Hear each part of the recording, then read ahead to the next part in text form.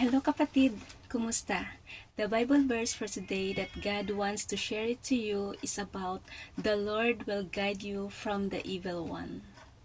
Sabi sa 2 Thessalonians chapter 3 verse 3, "But the Lord is faithful, who shall establish you and keep you from evil."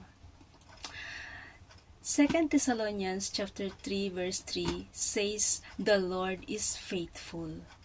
God is so faithful to us. Ang Diyos ay tapat at puprotektahan niya tayo mula sa kasamaan at kapahamakan. No matter what we've been through in this life, what battles we face, ang Diyos ay kasama natin sa bawat hakbang ng daan natin. And He wants to grow a deeper relationship with us. Ganyan katapat sa atin ng Diyos. Then say, "Who will establish you and guard you from the evil one?" We are established in Christ. Ang Panginoon is our firm foundation.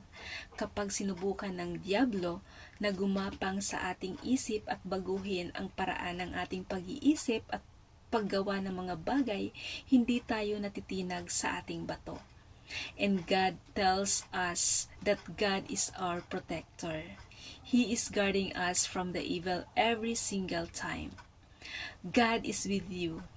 God is with us, kapatid. And He loves you unconditionally.